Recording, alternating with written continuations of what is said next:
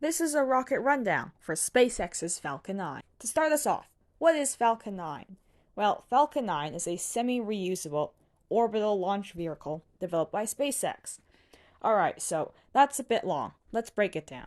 Semi-reusable means that parts of the rocket can be reused many times. Being an orbital launch vehicle means that it has the capabilities to achieve orbital velocity. Falcon 9 is often used to launch crew and cargo to the ISS, as well as launch other payloads. These payloads often include Starlink satellites or other customer satellites.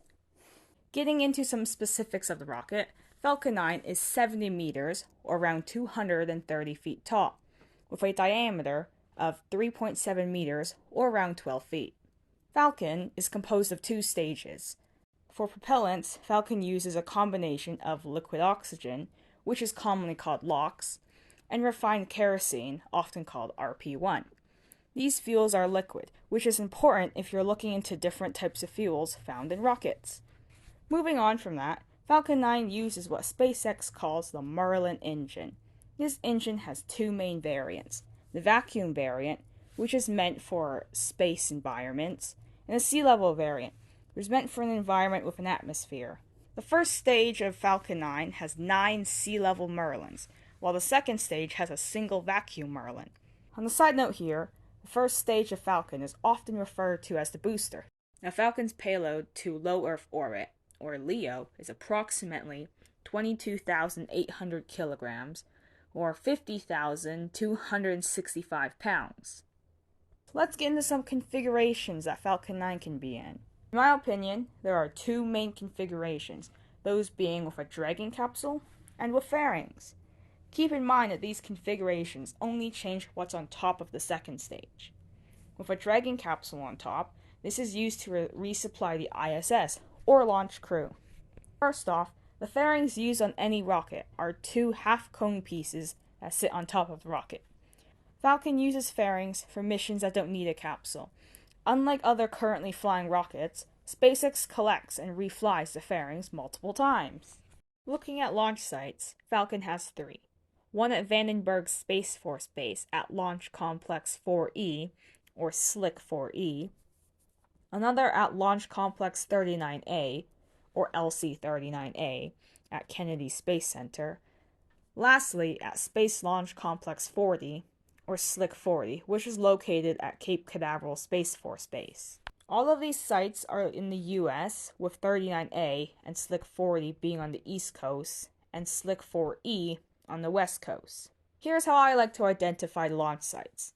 Let's start with LC 39A. So with this one, you'll notice that beside the rocket, there is one black tower beside it. Next is SLIC 40, which has 4 towers around it. You'll notice that these towers on SLIC 40 are smaller than the ones at 39A. Lastly is SLIC 4E, which has no towers around it. Being a reusable launch vehicle means that Falcon needs some way to land to get back on ground safely. Falcon has 4 symmetrically placed landing legs at the base of the first stage. These landing legs fold down as shown here, moments before the stage touches down. These landing legs are used to land Falcon on an autonomous drone ship or on a landing zone. A drone ship landing is at the ocean, while a landing zone is on land. On the east coast of the US, there are 2 drone ships and 2 landing zones, while at the west coast, there is 1 drone ship and 1 landing zone. Sometimes you'll hear someone say something about RTLS, which stands for Return to Launch Site, which means that Falcon is landing on one of the landing zones. This leads into the reuse of Falcon 9. So in order for Falcon to be reflown, it first needs to be retrieved from its landing site and transported to a SpaceX hangar for refurbishment before reflight.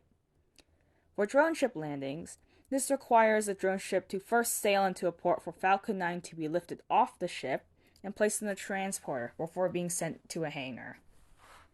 You may be wondering why some Falcon first stages look different than others, and that's because of the soot that covers the outside of the stage. As the stage is flown more, it gains more soot, making it look more sooty looking. The fairings are collected from sea and transported back for refurbishment before reuse. The same would go for a Dragon capsule when it returns from space. Hope you've learned something watching this. Thanks for watching.